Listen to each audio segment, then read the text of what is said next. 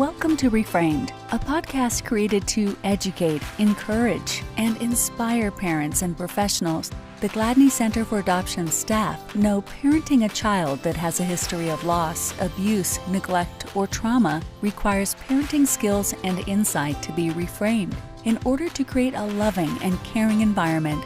Reframed host Emily Morehead and guests strive to make an impact on our world through topics that are important to you, your family, and our communities. And now, here's your host, Emily Morehead. Hi, and welcome to Reframed. My name is Emily Morehead, and I'm Gladney's Research and Curriculum Supervisor. Today, we are going to have conversations about topics that impact you and yours. Reframe strives to create education through conversations about really important topics. And today I have Marshall Lyles with us and my colleague Ginny Manley, who is a big Marshall Lyles fan. So Marshall Lyles has kind of all the credentials in the therapy world. You are what we all strive to be as a therapist. So you are a licensed professional counselor, a licensed marriage and family therapist, both supervisors on those. Let me add the S. You are a registered play therapist, supervisor as well, and an EMDRIA Approved Consultant. I am, and when you look at all of the letters in a row, it spells pretentious. I like it. Yeah, so you have kind of across the gamut. You've practiced 15 years in therapy and have worked with family and children, and specifically adoptive families. So your experience is really important to us today. Yeah, thank you for having me. Yeah, we're glad to have you. You have a trauma-informed lens. You practice sand tray, play therapy, kind of all of the topics. And so I feel like Ginny and I can't wait to pick your brain today. So I found out about your training, I think on Facebook or something like that. And I was really drawn towards the attachment theory with the neurochemistry aspect and how you guys combine those. So I said, hey, I want to go to that. So I went thinking this is going to be a normal training. And I walk into this little house. It's a very intimate setting with about 10 or 15 people.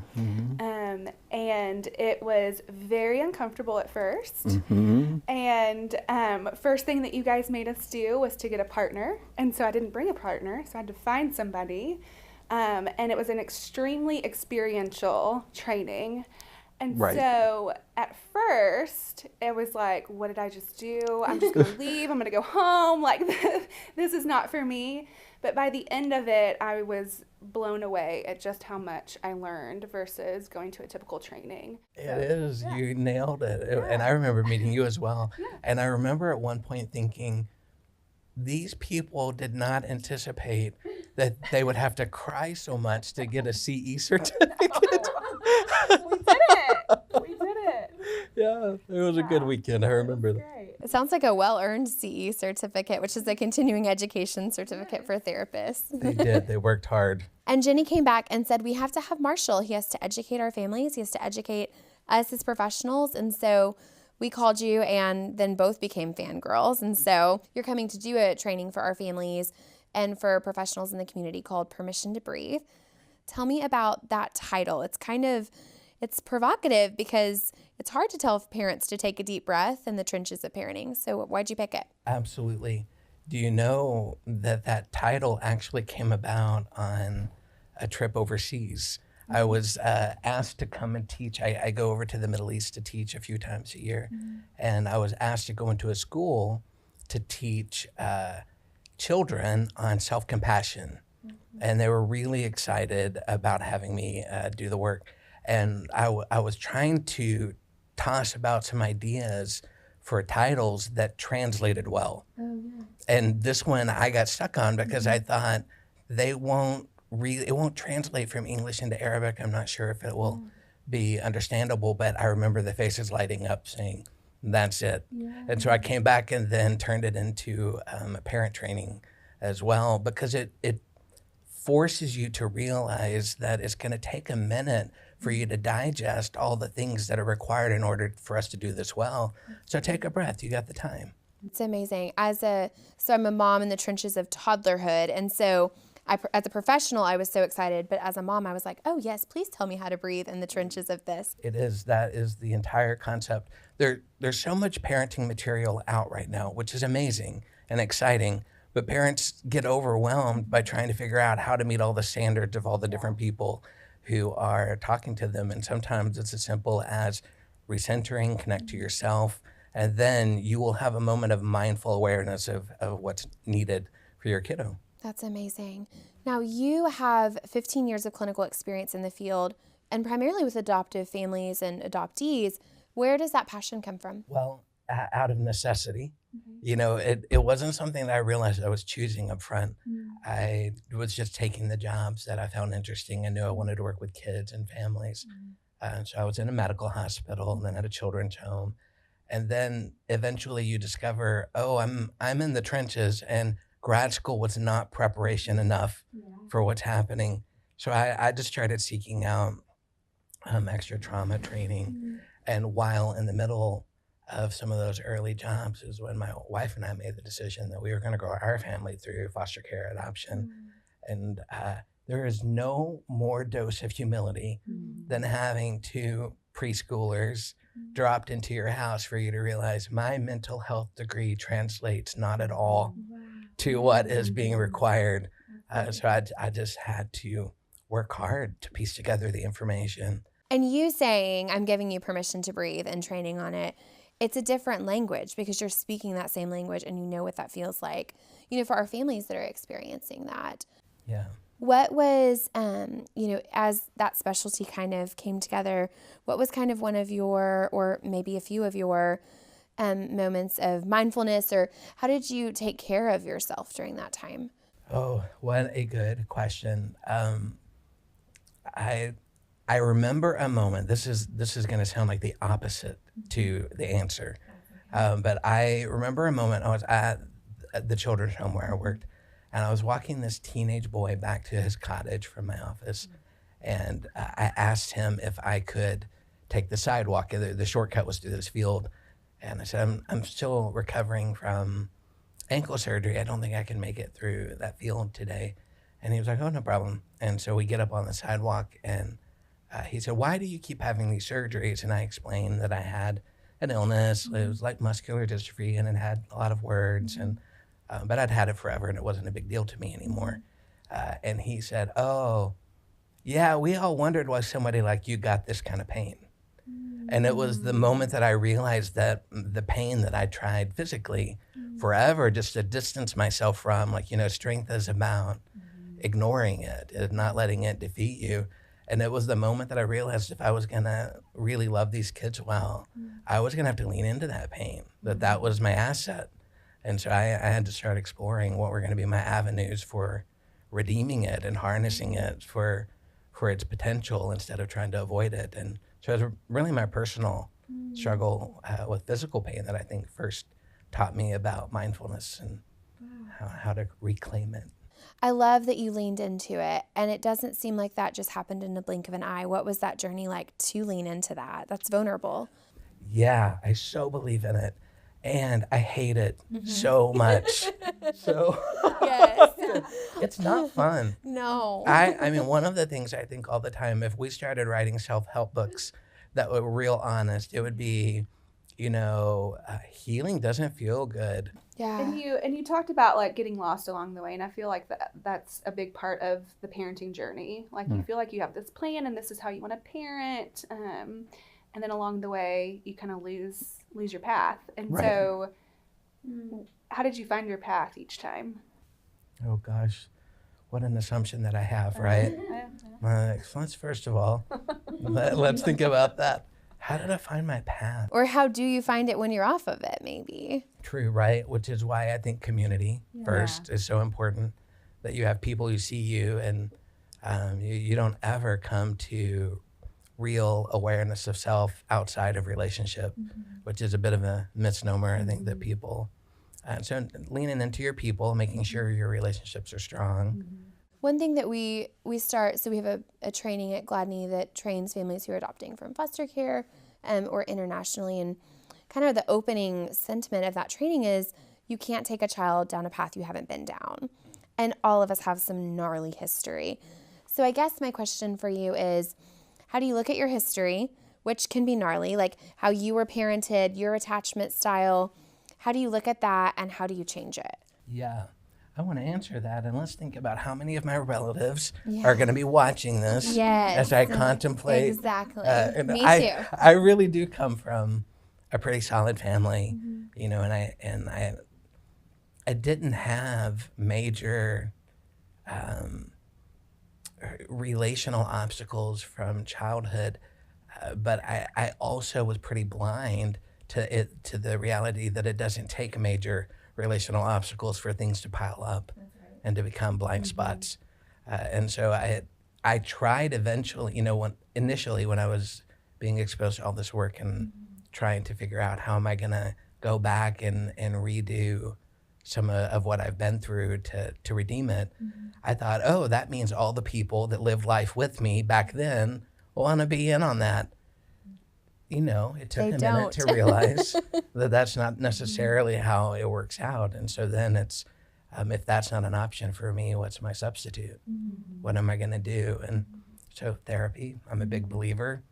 All of us who do my field, all of us who are adoptive parents, all of us who are helpers in any way, we got to have some eyes on us, you know, in a place where we've dedicated time and resource to explore and to make sure that we're not avoiding anything accidentally out of convenience. That's right. And I think that's when you're talking about mindful parenting, it's allowing yourself awareness, and emotional connected parenting, allowing yourself that space to say, oh my gosh, I just sounded like my mother.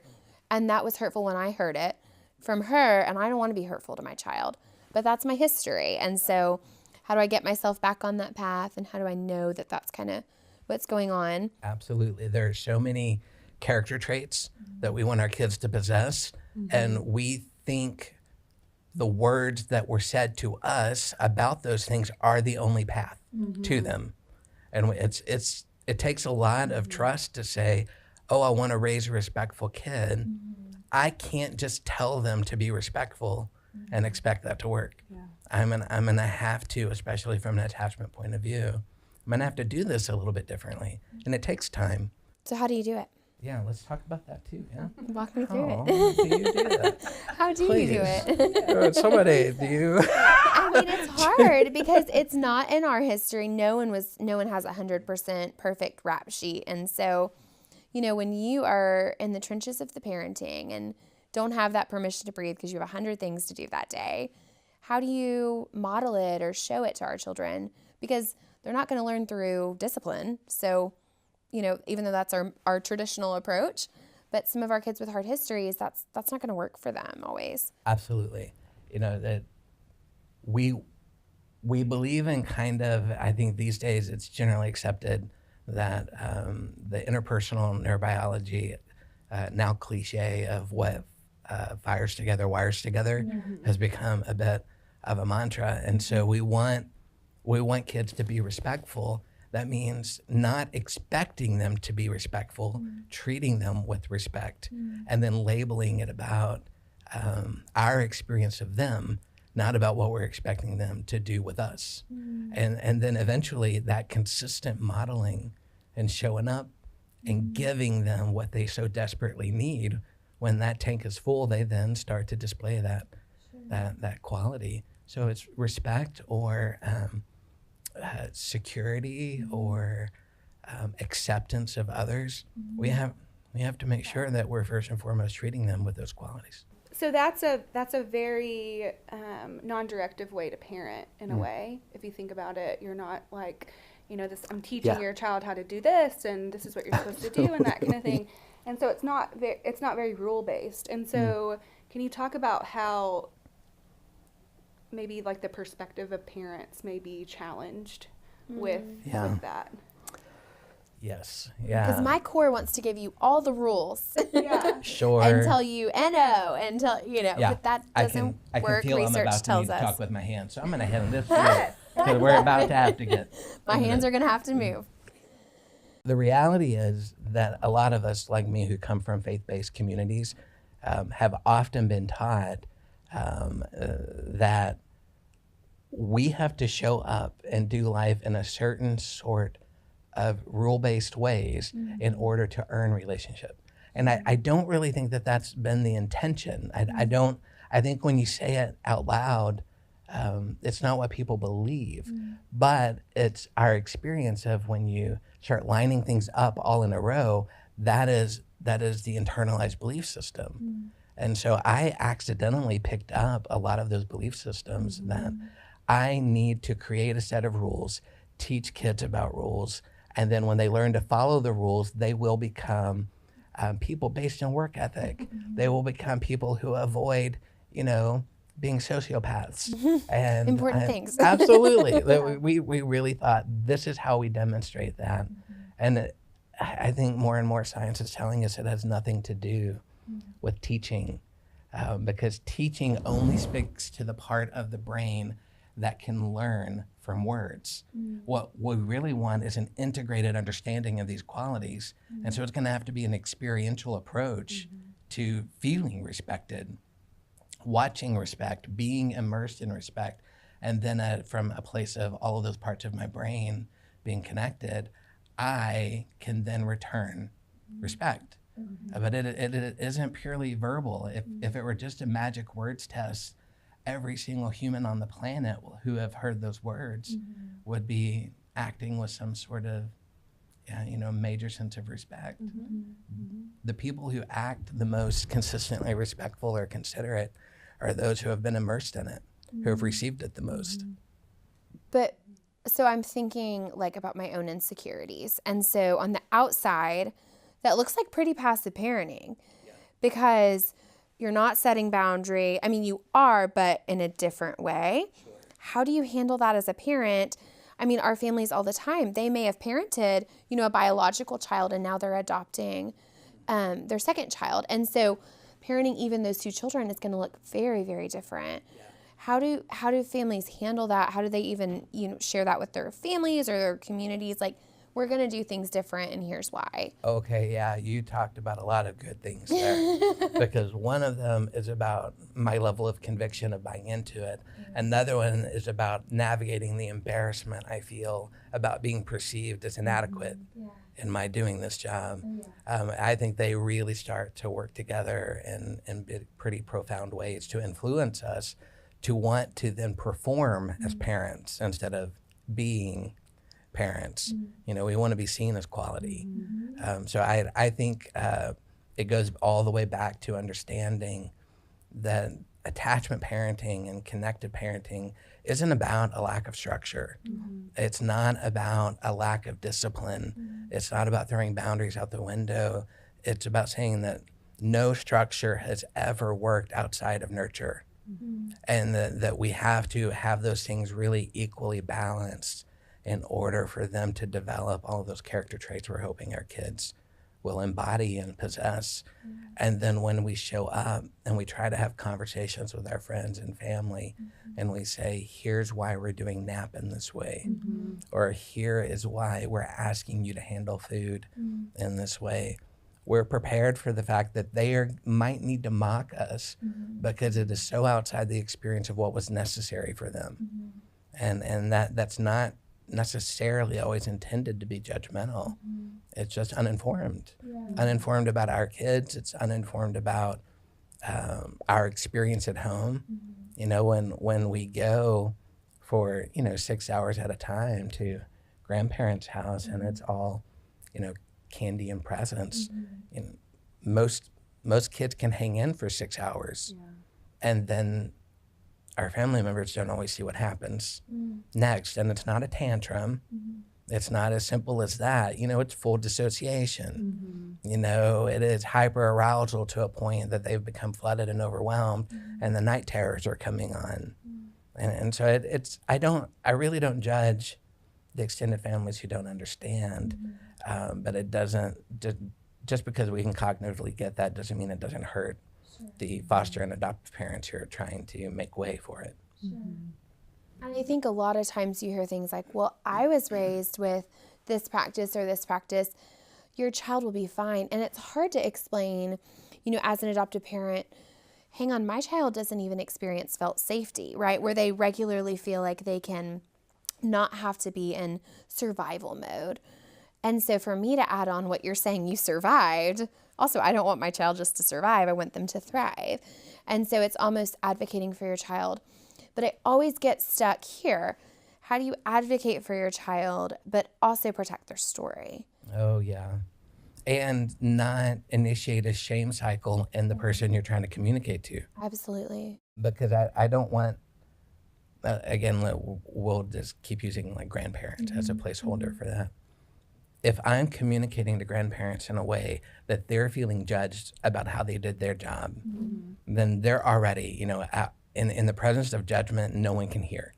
And so we already know where we're out of loss, just walking in from that point of view. But if we can find a way to compassionately and carefully curate our kids' stories and to say, I want my kids to, when they're older, to not feel that they didn't get to have a say-so and who heard their story.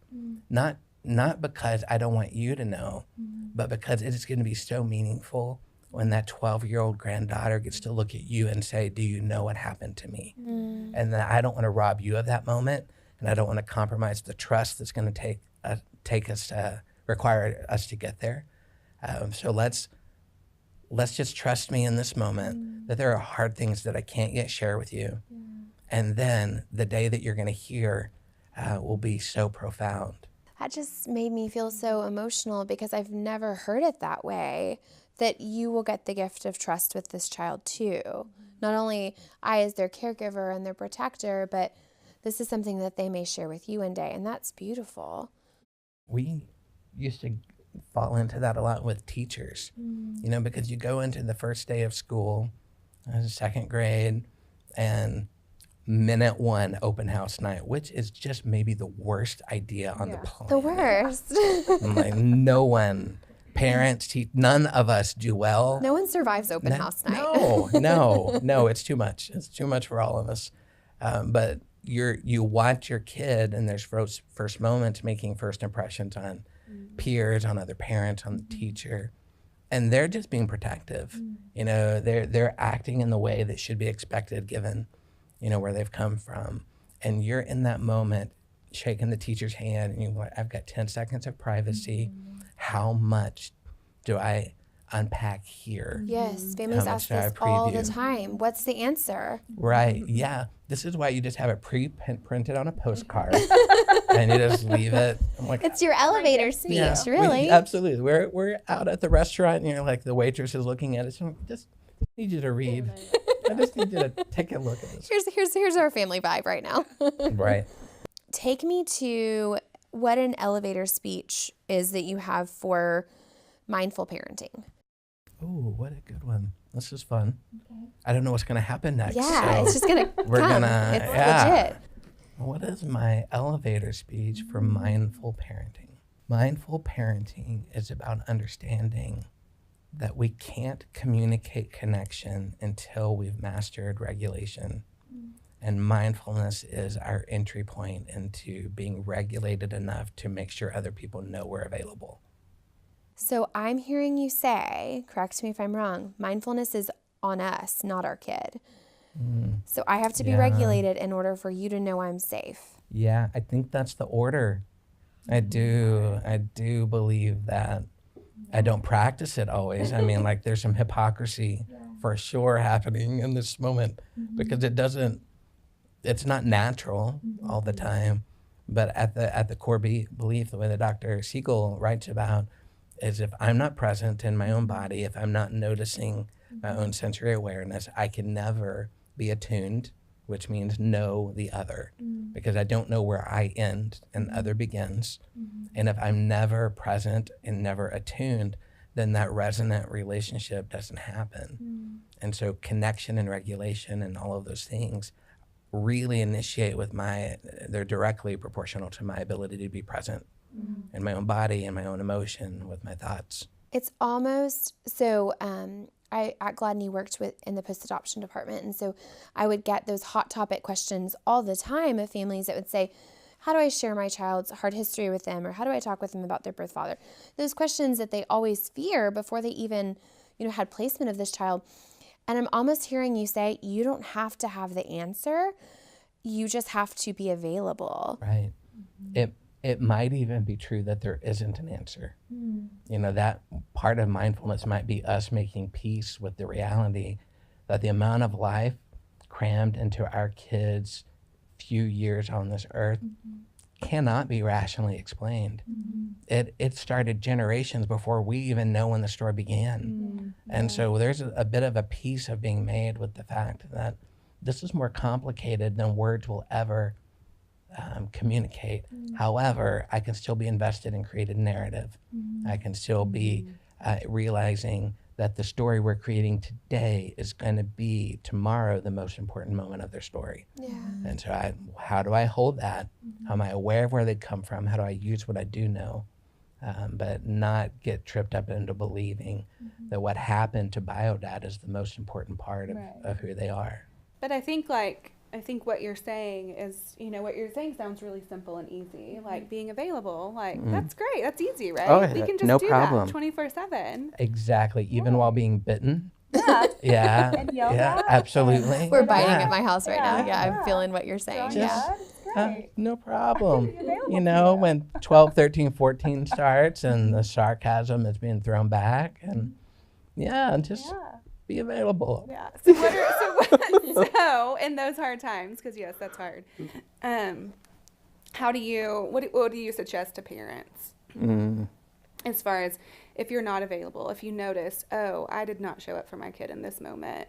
How do you fix it? How do you fix it? Yeah. How do you repair? So lucky that we have repair as an option.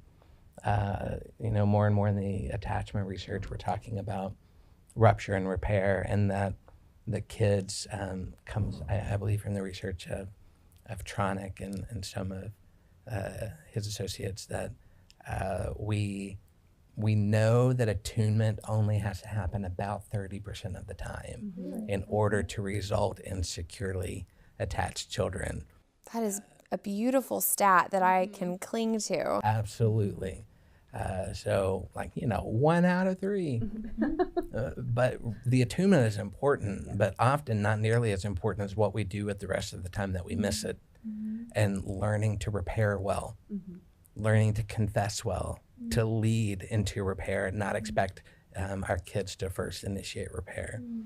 Learning to create an atmosphere of acceptance, that no matter the behavior, you believe that doesn't define you in my eyes. Those are the sometimes harder things too. I remember when my son was very small, how surprised I was that a toddler could hurt my feelings. I would have never believed ever in my life It's a thing. that a They 3-year-old hurt your could hurt my feelings. feelings. Yeah, They're mean sometimes. they are. They are good. kids. Yeah. And you know, now he's 17 and he's a little more masterful at it when he wants Got to the be. good words now. Yeah. And you hear your own sarcasm showing back up. You know, you're like, all right, well, there it is. But presence isn't about never being hurt. You know, presence is about noticing that as soon as you can that the wheels have come off the track. And what can I do to take a break, to lean back into the people where I need to receive care so that I can show back up and be the leading, regulated, co-regulating other for this kiddo. And that's where that modeling the apologies and modeling the grace and modeling the, hang on, mom's got to take a break. Like, we're coming in hot here. I need to bring myself down so I can be available for you, I think gives permission to breathe. Permission to There's breathe. your title. Oh, I get it. this It is just why kind of she came gets to sit together. in a chair. It came together That was for me. good. That was a good I mean, that's moment. what it is. It really is. And it's, I mean, if we are always expected to give our child 100% to form that secure attachment, that's high pressure. You telling me I can model to my child that I mess things up makes me feel safer in this. Yeah, absolutely. And if we can know that there are really relational ways to confess, if we can know that we don't have to create all of this on our own, that there are other people who have gone before us that can lead us into that, it can take the pressure off. So, Marshall, what I'm hearing is that there's hope. There's space for us to make mistakes in our parenting. There's space for our kiddos who come from hard places to rewire their brains. It's all about our approach to it, which is mindful, and it's patient and it's allowing grace in that. What's been your hardest parenting moment having all that in education though? My hardest parenting moment. Knowing all the truths that you know, how you get back on that track. You know, the one that pops into my mind doesn't feel dramatic, actually. It's interesting what happened when you said that. But we had a moment where there was a loss in our kid's birth family. And it was this issue that I remember feeling. I have felt what it felt like. I have very little influence over how any of this is about to be communicated. I really can't predict at this point how they're going to affect them. And I became so preoccupied with the future, all imagining all the scenarios that could play out, that I really, despite talking about this every day, was missing out on the opportunities that were happening, just unfolding right in front of me. That I did get to decide how the news was shared, that I did get to communicate that you have permission to feel anything or nothing today, and then tomorrow if it changes, we can handle it. We're with you. And that I often think of it in terms of like we tend to time zone travel whenever we get into our biggest moments of struggle as parents. Like I'm holding on to the past, like I'm not letting go. I might have anger at birth parents or at my own kids or at my partner for what he or she did or didn't do. And I just will not move forward. Or I'm trying to predict the future and become all prophetic and to imagine all the 17 scenarios of how this could play out. And we just miss the mindful opportunity of life is just here. It's right now. And if I handle each moment in front of me as relationally and as well and as regulated as possible, those moments count and they'll add up to influence the future far more than if I could predict it.